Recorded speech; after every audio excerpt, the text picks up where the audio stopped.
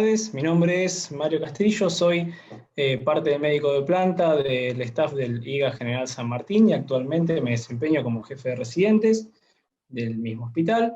Y hoy vamos a tratar de ver en por lo menos 50 minutos, tratar de hacerlo no muy largo, una actualización sobre el cáncer de vejiga. Bien. Esta es nuestra agenda del día de hoy. Vamos a dividir la clase en varios segmentos. En primer lugar, vamos a hacer una introducción acerca de la epidemiología, factores de riesgo, clínica, cosa que todos ya saben, para hacer un repaso general sobre el cáncer de vejiga.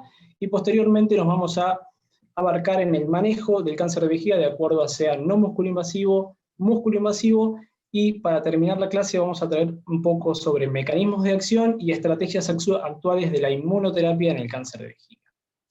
Antes de comentar, no tengo conflictos de interés alguno al momento de dar la clase. Y para comenzar, a modo de introducción, como ya sabemos, el cáncer de vejiga es una enfermedad heterogénea, corresponde el 9º tumor más común del tracto urinario. Sabemos que es el 9º tumor más común en general y corresponde al 95% de los tumores del tracto urinario. A nivel global tiene una incidencia aproximada de 500.000 casos nuevos por año, con 200.000 muertes anuales. Se cree y se sabe que actualmente en todo el mundo hay 1.6 millones de pacientes que tienen un cáncer de vejiga en este momento. Si se fijan en este mapa que habla de la incidencia de la enfermedad en todo el mundo, generalmente predomina en los países del primer mundo y también puede llegar a predominar en algunos países que son del tercer mundo, pero como por ejemplo en este caso Egipto, que tiene mayor incidencia de enfermedades parasitarias como el schistosoma hematobius. Y se sabe que el riesgo durante toda la vida de una persona para poder padecer cáncer de vejiga se estima en el 1,1% de los hombres y 0,27% de las mujeres.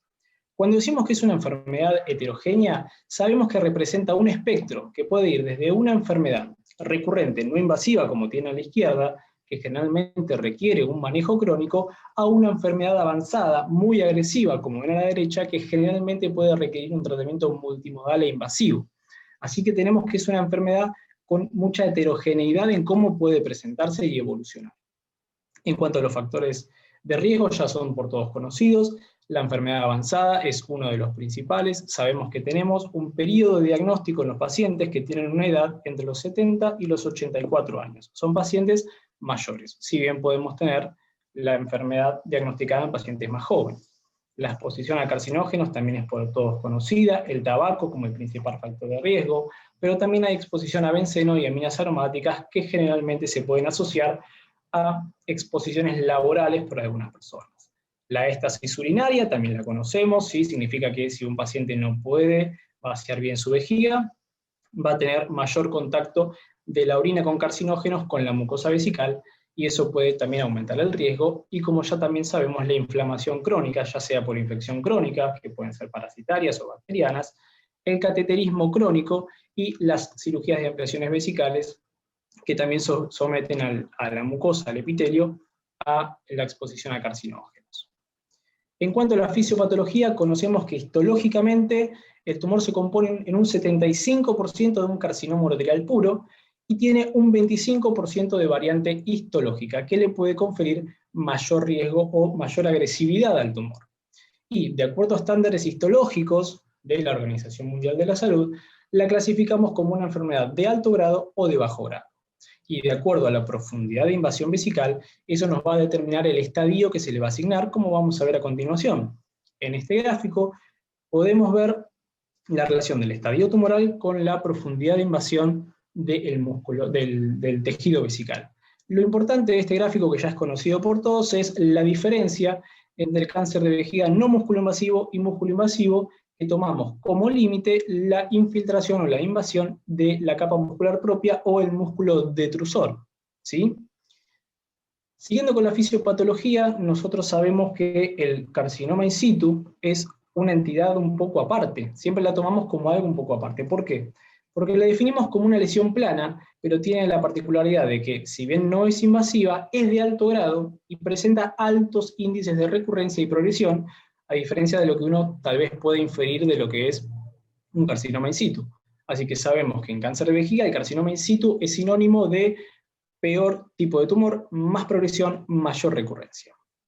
En cuanto a la presentación y el diagnóstico, también es conocido por todos, sabemos que la hematuria es el principal signo de esta patología. Sabemos que puede ser tanto una macrohematuria como una microhematuria.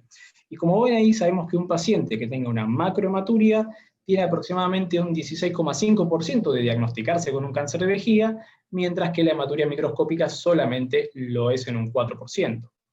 También podemos tener síntomas irritativos del vaciado vesical, y siempre que tenemos este tipo de síntomas tenemos que sospechar que el paciente pueda llegar a tener un carcinoma in situ. Y también, como en muchas otras patologías, puede llegarse a descubrir por un estudio por imágenes que se realizó un descubrimiento incidental. En cuanto una vez que ya tenemos el diagnóstico hecho, nadie tiene dudas de lo que hay que hacer, es realizar una RTU de vejiga, que sería la primera aproximación diagnóstico-terapéutica. Y acá solamente quiero recordarles que lo que es una RTU de calidad. Nosotros sabemos, vamos a ver más adelante, la importancia que tiene la RTU, y también sabemos que los tumores pueden llegar a tener una infiltración en la lámina propia, como ven en el gráfico, que puede llegar a tener una invasión tentacular, por lo cual es muy importante siempre que uno haga una RTU, aparte de obtener músculo detrusor, que eso nos va a estar hablando de una buena RTU, de calidad en la RTU, un buen margen de resección de aproximadamente 2 o 3 centímetros para poder abarcar toda la enfermedad tumoral. Siguiendo más adelante, una vez que nosotros estimamos el riesgo, lo que tenemos que hacer es estratificar a los pacientes según el riesgo. Y esto ya es conocido por todos los urólogos. Nosotros los urólogos tenemos que saber qué tipo de cáncer de vejiga no musculoinvasor estamos manejando. ¿Sí? ¿Estamos manejando un tumor de bajo riesgo que es más fácil de manejar, o estamos por otro lado manejando un tumor de alto riesgo que es mucho más difícil de manejar? ¿Sí? Y esto hay que saberlo porque tiene implicancias en la recurrencia, fíjense, 10%, 40% y 60%, y también en la progresión, 1, 5 y 20%. Porque esto también nos condiciona el tratamiento adyuvante, ya sea la instilación única de quimioterapia, BCG, BCG sola, mantenimiento, etcétera, todo lo que vamos a ver. E incluso nos condiciona el seguimiento de estos pacientes y el tipo de estudio que le vamos a hacer posterior a esto. Ahora, otro elemento importante es que tenemos que hablar todos el mismo idioma. Y cuando decimos esto tenemos que definir qué es una BCG adecuada. Ustedes muchas veces van a escuchar que capaz que un paciente fracasó la BCG, pero ustedes tienen que preguntarse, ¿hizo una BCG adecuada? Para eso ustedes tienen que saber que en el esquema clásico, el esquema de LAM, ¿sí? Ustedes tienen que saber que tienen que completar al menos un 80% del tratamiento para decir que el paciente recibió una BCG adecuada. Si esto no fue así, puede intentarse a veces una nueva BCG. ¿Sí? Y también tienen que conocer el concepto de BCG refractaria y BCG recaída, porque tienen que saber que tienen distinto índice pronóstico. No es lo mismo un paciente BCG refractario, ¿sí? Que generalmente le suele ir peor, suele progresar más rápidamente, a un paciente con una recaída de la BCG, que generalmente alcanzan un estado libre de enfermedad a los 12 meses, y que a veces puede ser pasible de hacer un tratamiento nuevamente con BCG. Ahora, entonces, ¿cómo podemos mejorar nuestros resultados? Y lo que vamos a ver es la importancia de la RTU y de la re-RTU. Y después adecuar nuestro tratamiento en base al riesgo que tenga el paciente. Con respecto a la importancia de la RTU inicial, les voy a mostrar este estudio que comparó la presencia o ausencia de músculo detrusor en la pieza de la RTU y el impacto que esto tenía en recurrencia, comparando cirugías que le habían hecho expertos y jóvenes urólogos. Y se probó que la probabilidad de encontrar músculo detrusor en la primera RTU, es decir, hacer una RTU de calidad, es 2 a 4 veces mayor si la hace un urólogo con experiencia, y lo mismo sucede con la probabilidad de recurrir. Por lo tanto, una simple y buena RTU inicial impacta en recurrencia y también condiciona los tratamientos adyuvantes. Pero fíjense que la presencia de músculo no solo me habla de la calidad de la RTU, sino que afecta a la sobrevida de los pacientes. Como ustedes ven, cuando se analiza la mortalidad y se ve si la RTU del paciente tenía o no músculo en la pieza inicial, el riesgo de muerte es la mitad cuando había músculo presente. Y es 3 veces más si ni siquiera lo mencionaba este hecho el patólogo. Por lo tanto, es ideal tener músculo detrusor, es malo no tenerlo en la RTU, pero es muy malo que el patólogo ni siquiera lo informe. Ahora vean que una simple RRTU puede mejorar el tiempo libre de recurrencia y de progresión en pacientes que van a ser tratados con BCG. Ustedes pueden ver en la gráfica de la izquierda cómo los pacientes con RRTU les va mucho mejor que los pacientes tratados solos con una RTU. ¿Pero qué es lo que pasa? Una RRTU sistemática en todos los pacientes puede tener costos de logística, de quirófano, etc. Y nosotros tenemos que plantearnos si los pacientes se van a beneficiar de una RRTU o puede haber algún grupo selectivo de pacientes que se beneficien de una RTU. En este sentido, se hizo un estudio por un grupo europeo donde según estos autores se justifica hacer una RRTU en caso de tumores T1G3 si en la RTU inicial no hubo músculo detrusor en la muestra. Pero bueno, déjeme decirle que este estudio también tiene sus limitaciones. Primero que se trata de un estudio donde no tenemos conocimiento sobre la proporción de T2 que hubo en las RRTU. Y ustedes saben que la tasa de T2 en una RRTU puede llegar hasta un 30%. Y en segundo lugar, se trata de un estudio retrospectivo, no randomizado, y este hecho puede llegar a hacer que haya algún tipo de sesgo de selección con los pacientes. Pero bueno, con respecto a la RRTU, depende de la guía que elijamos, ¿sí? Si ustedes eligen las guías, basarse en las guías europeas, van a ser los número 1 a hacer RRTU. Si eligen las guías americanas, van a ser los segundos, si se eligen las guías inglesas, van a ser los últimos en RRTU. Pero para mejorar nuestros resultados, podemos decir que haciendo una buena RTU y una RRTU en casos de RTU incompleta, que no haya músculo presente, y en caso de T1G3, vamos a mejorar nuestros resultados. Ahora, ¿qué otra cosa podemos seguir haciendo para mejorar nuestros resultados? Y el otro ítem que tenemos es adecuar el tratamiento óptimo a cada caso. Fíjense que acá están viendo de la American Urology Association los grupos de riesgo de los pacientes con cáncer de vejiga no músculo-invasivo.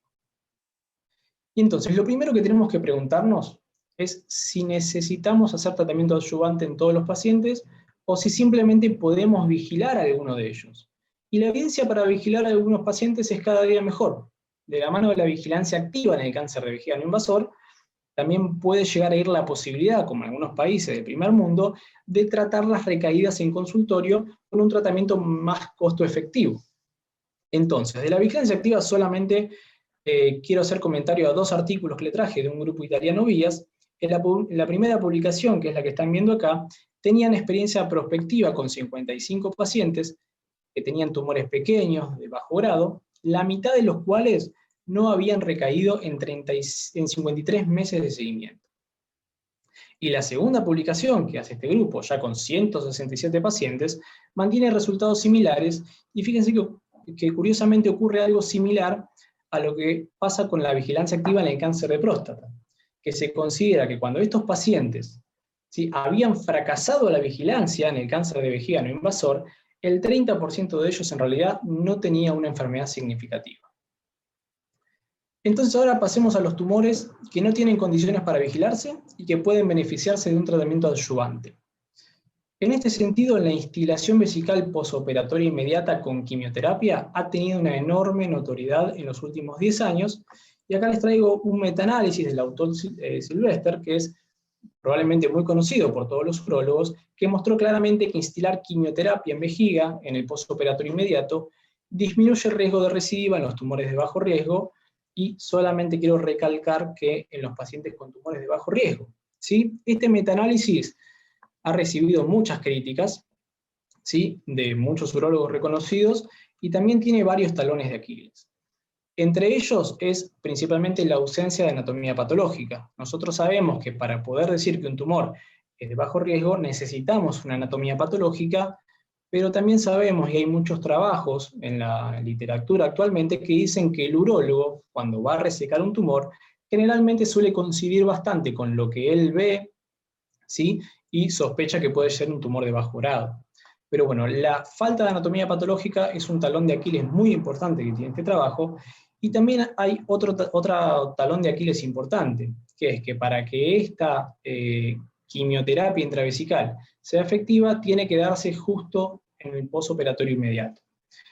Y para esto no puede haber ni perforación vesical, ni tampoco puede haber hematuria. Y ustedes pregúntense cuántos pacientes, que yo le hago una RTU de vejiga, quedan sin hematuria, quedan sin perforación o microperforación en el postoperatorio inmediato, ¿sí? Otra cosa importante para tener en cuenta es que este análisis también probó que usando solamente con la simple irrigación mecánica de solución salina, los pacientes también mejoraban la recurrencia y la progresión de la enfermedad.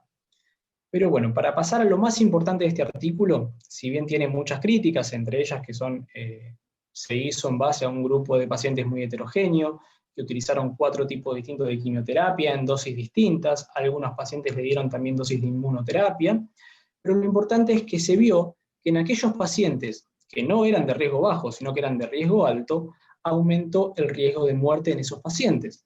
Y otra cosa también importante es que si yo le doy un tratamiento quimioterápico intravesical a un paciente que no se beneficia de ello, es decir, que no es un paciente con riesgo bajo, yo puedo llegar a inducir un efecto adverso en ese paciente y posteriormente hago que pierda la oportunidad de hacer un tratamiento adecuado, por ejemplo, con BCG.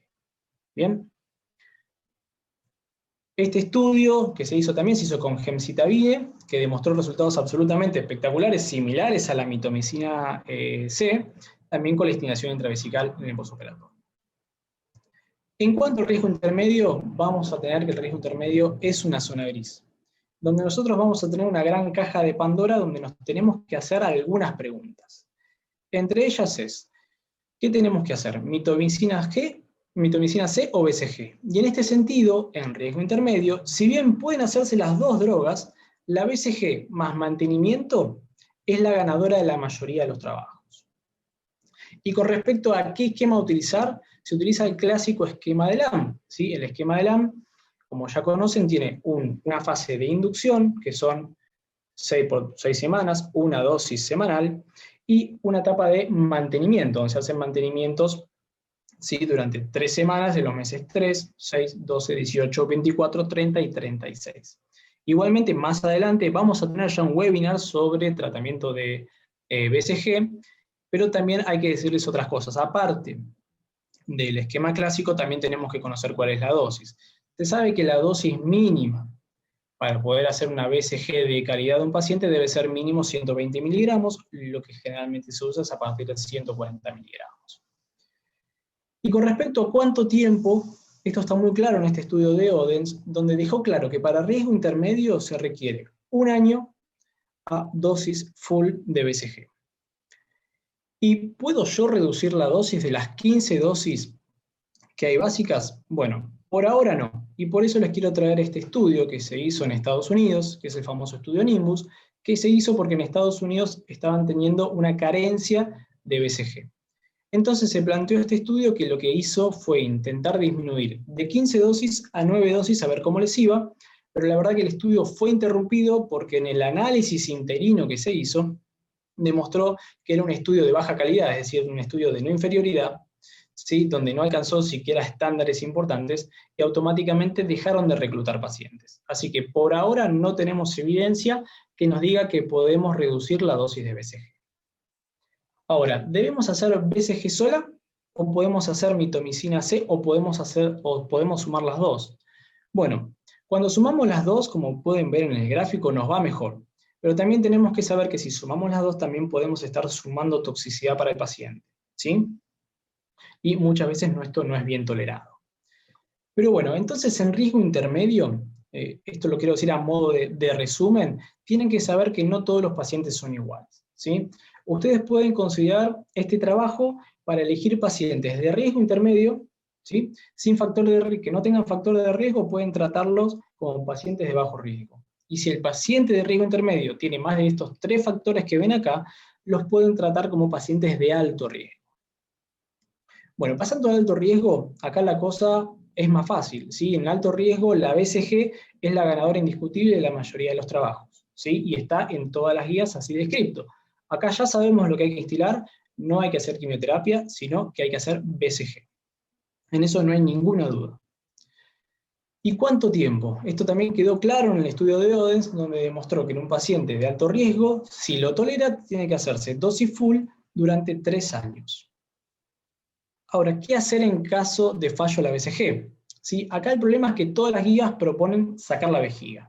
Pero el problema es que el fallo a la BCG, que propone la cistectomía, muchas veces no es bien aceptado. La verdad, la mayoría de los pacientes pueden llegar a rechazarlos. Y yo entonces, ¿qué tiempo tengo para tomarme esta ventana de tratamiento? Según este estudio, nosotros tenemos por lo menos 12 meses sin afectar la vida del enfermo. Siempre en cáncer de vejiga, dijimos no músculo invasor, de alto riesgo que falla la BCG.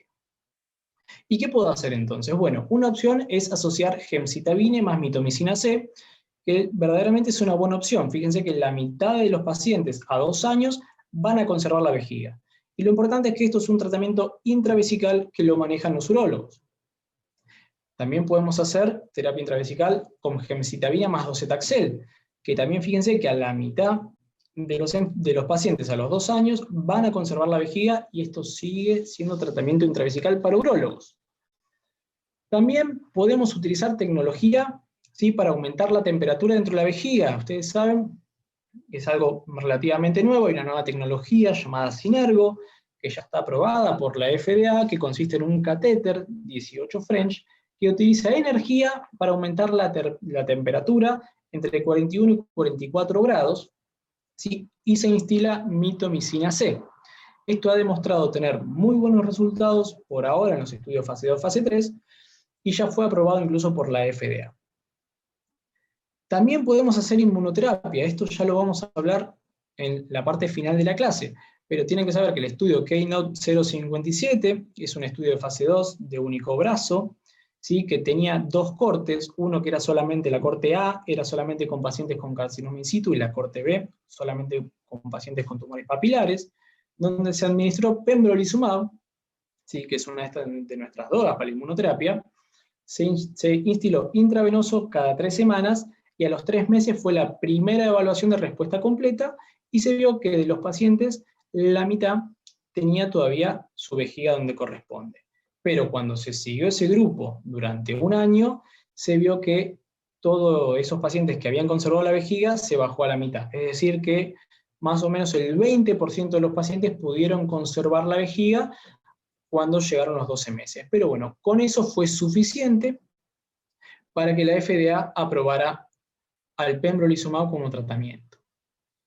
También tenemos cosas nuevas. Uno es el adstiladrin, ¿sí?, que es una molécula que consta de 2 partes, una que es un adenovirus recombinante, no replicante, y que se adhiere a un receptor específico de membrana, ¿sí?, que lo pasa volando. No se adhiere a la membrana porque tiene un detergente que genera poros en la membrana y entra dentro de la célula. Una vez dentro, el adenovirus tiene un codificador que codifica interferón, y el interferón alfa aumenta una cascada de eventos inflamatorios que llevan a la muerte celular. Y verdaderamente esto también ha tenido muy buenos resultados en forma preliminar, ¿sí?, donde tenemos que ver que también pacientes que tenían tumores papilares llegaban incluso al año a 40% de preservación vesical. Otra inmunotoxina que tenemos es el oportuzumab, el famoso Vicinium, que es un nombre comercial. Esto es una inmunotoxina que se une a un receptor específico de membrana, ¿sí? Tiene una exotoxina de pseudomona que se libera dentro de la célula y nuevamente desencadena una cascada de eventos que llevan a la muerte celular.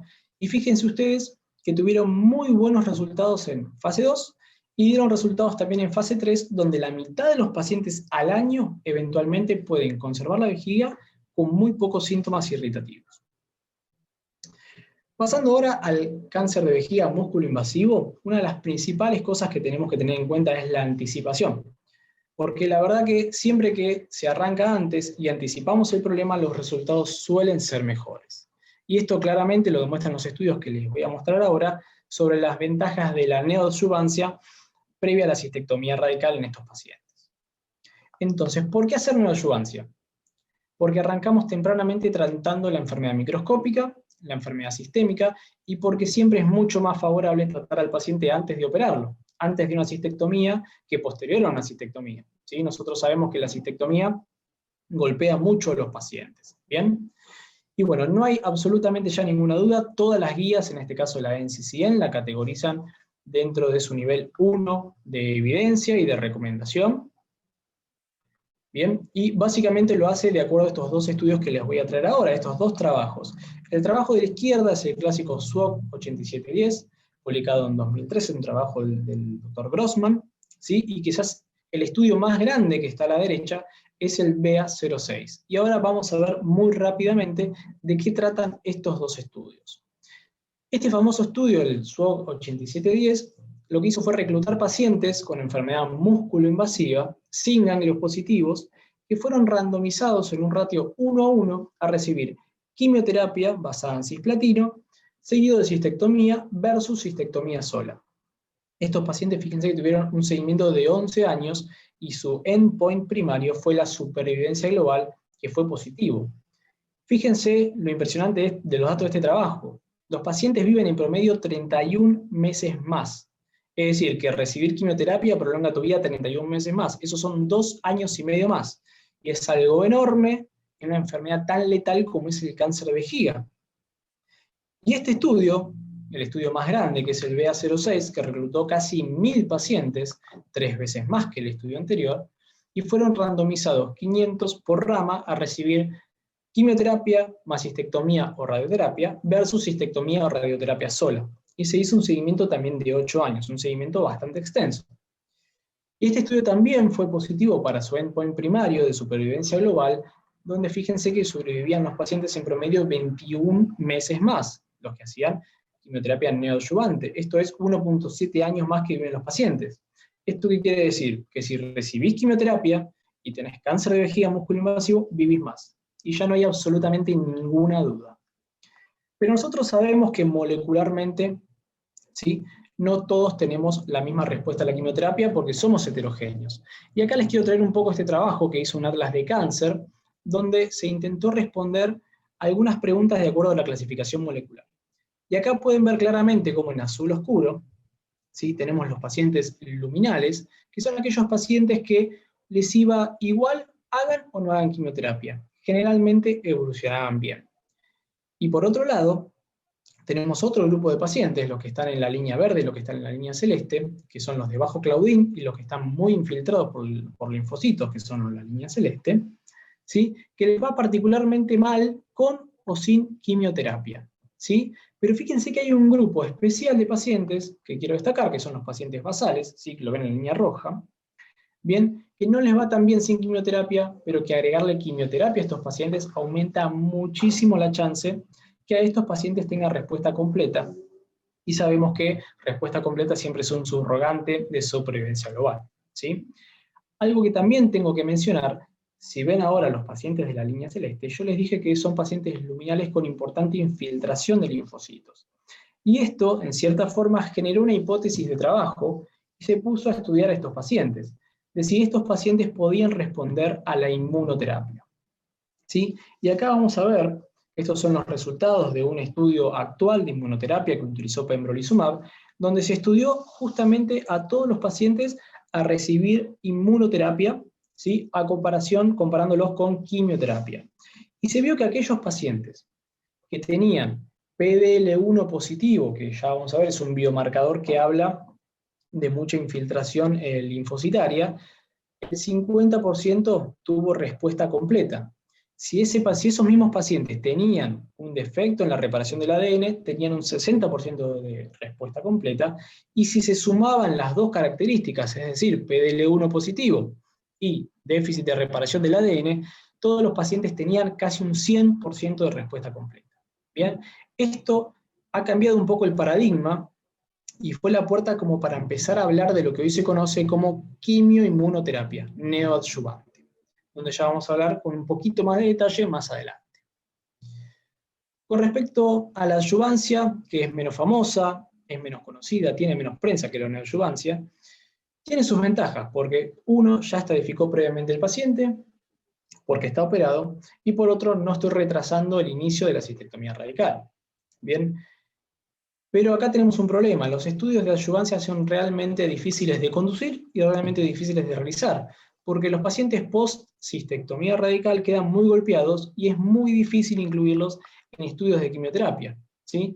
Tal vez uno de los estudios más famosos, que es del Dr. Stenberg, que fue positivo para uno de sus endpoints secundarios de supervivencia libre de progresión, pero que fue negativo para mostrar supervivencia global. Así que en la adyuvancia no tiene tan buena literatura como sí puede tener ensayos clínicos la neoadyuvancia. En cuanto al tratamiento conservador, probablemente algunos puedan llegar a escuchar que el tratamiento conservador a veces lo toman como una segunda opción, ¿sí? Déjenme decirles que esto no es así, la NCCN en este caso lo clasifica también como categoría 1, y esto tiene que ver con que nos pasamos peleando muchas veces qué es mejor. ¿Es mejor operar? ¿Es mejor conservar la vejiga? Y déjenme decirles que como no hay ningún ensayo clínico todavía dando vueltas, no podemos determinar un ganador, ¿sí? Los dos son buenas opciones, los dos son buenos jugadores. Y esto lo traigo a colación porque el único ensayo clínico que se intentó hacer para dar respuesta a este dilema fue el estudio SPEED en Reino Unido, que tuvo que cerrar su reclutamiento porque ningún paciente, cuando le ofrecían la opción de sacarle la vejiga versus conservarla, elegía que le saquen la vejiga. Así que fíjense la conclusión de que no era posible realizar este estudio en el sistema de salud del Reino Unido. Por lo tanto, es importante saber que el objetivo fundamental de la trimodalidad son el control local, que es muy importante, preservar el órgano, mantener la calidad de vida, y siempre lo más importante es no afectar la chance de curabilidad que tiene el enfermo, ¿sí? Es muy importante en este caso el tratamiento del urólogo, el radioterapeuta y el oncólogo, ¿sí? Porque este es un tipo de tratamiento muy urológico y aparte es multidisciplinario. Pero los urólogos tenemos un rol fundamental en la resección primaria y en la reestadificación post-quimio-radioterapia. Por eso me parece una opción muy válida que todos los urólogos tenemos que conocer y en la cual debemos pensar. Bien, pero por supuesto que siempre, bueno, es muy fácil, como vemos a la izquierda, pensar en el caso ideal del paciente que tiene un tumor T2, que no tiene una nefrosis, que no tiene carcinoma in situ, ¿sí? Este sería el blanco de todo el escenario. Acá nadie dudaría en ofrecerle al paciente conservar la vejiga. Pero tenemos el otro extremo, cuando hay una contraindicación absoluta, por ejemplo, los pacientes que tienen tumores muy grandes o gigantes, con uronefrosis, con radioterapia previa, que a estos pacientes nadie dudaría, ¿sí?, en ofrecer la cistectomía.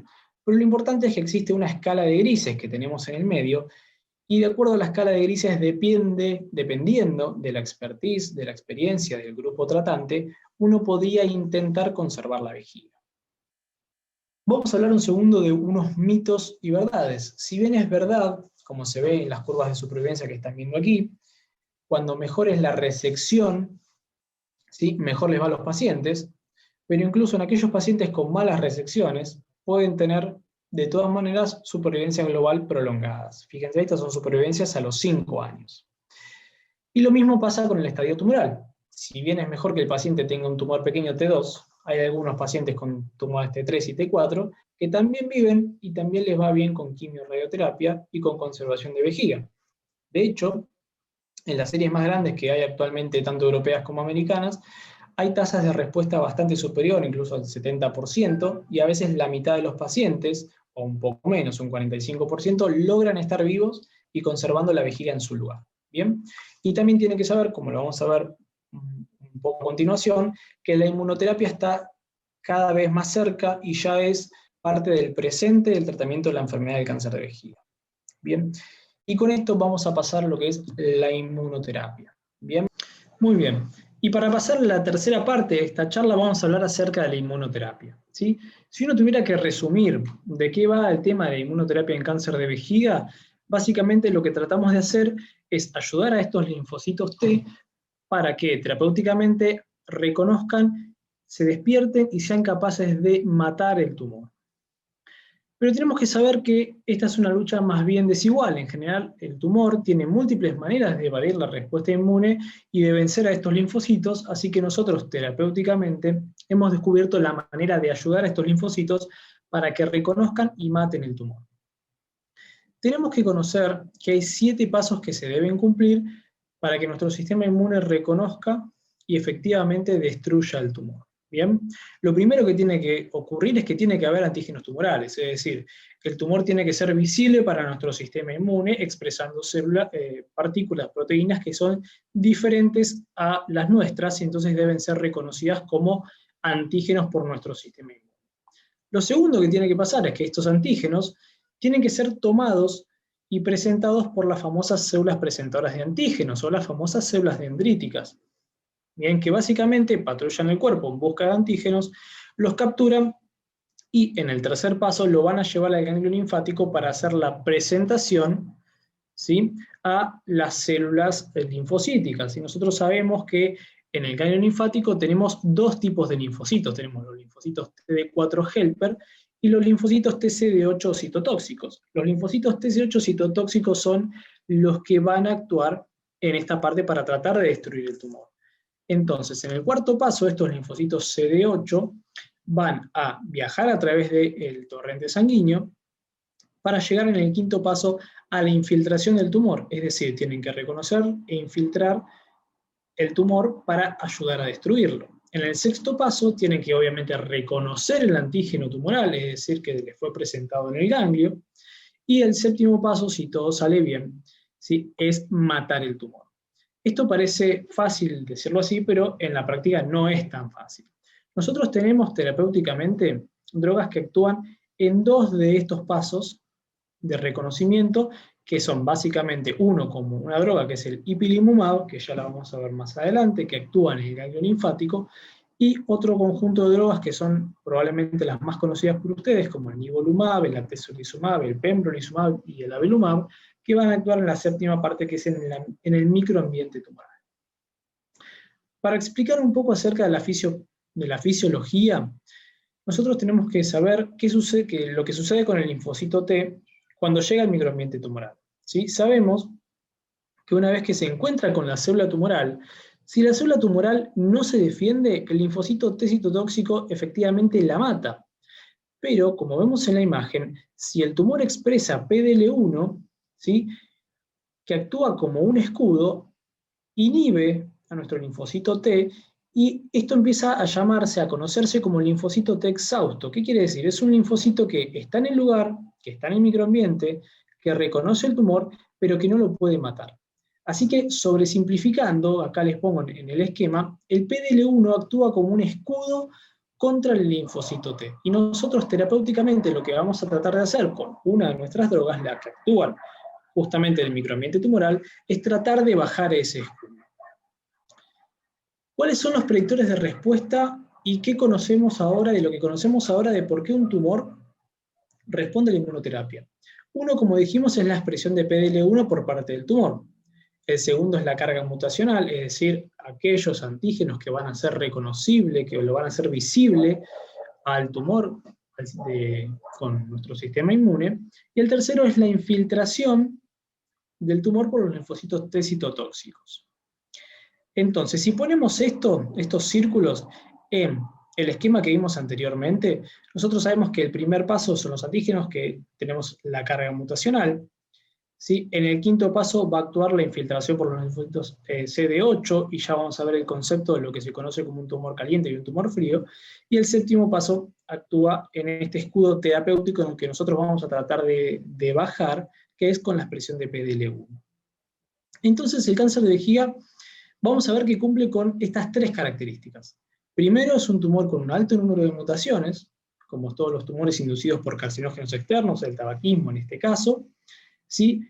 Y esto genera muchos neoantígenos que lo van a hacer visible al sistema inmune. Bien, entonces sabemos que cuanto más carga mutacional tiene el tumor, mayor va a ser visto por nuestro sistema inmune, y de hecho hay una correlación entre la efectividad de la inmunoterapia y los tumores que tienen más mutaciones. Como segundo vamos a ver la expresión de PDL1. Esto está a lo largo de todos los tumores. Todos los tumores pueden o no expresar PDL1, no es algo exclusivo del cáncer de vejiga. En cáncer de vejiga sabemos de hace bastante tiempo que a medida que aumenta el tamaño tumoral, como pueden ver en la gráfica, aumenta la expresión de PDL1. ¿Sí? También lo podemos ver, por ejemplo, en el carcinoma in situ. ¿Sí? Particularmente el carcinoma in situ tiene mucha expresión de PDL1 para defenderse del sistema inmune, y fíjense que también que a medida que aumenta el grado tumoral, también aumenta la expresión de PDL1.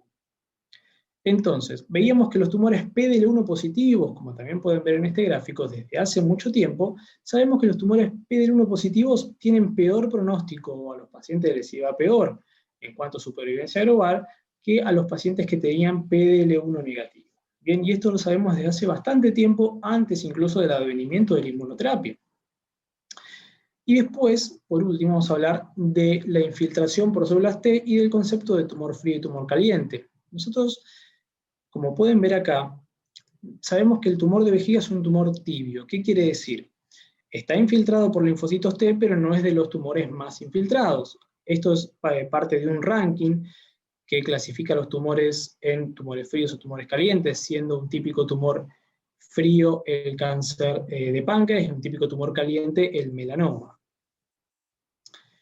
Y también vemos que desde hace mucho tiempo antes de la aparición de la inmunoterapia, que ya sabíamos, que la infiltración por linfocitos TCD8 era predictor de sobrevida global. Bien, e incluso fíjense que discriminaba mucho mejor el estadio tumoral. O sea que estas son todas cosas que sabemos antes del advenimiento de la inmunoterapia.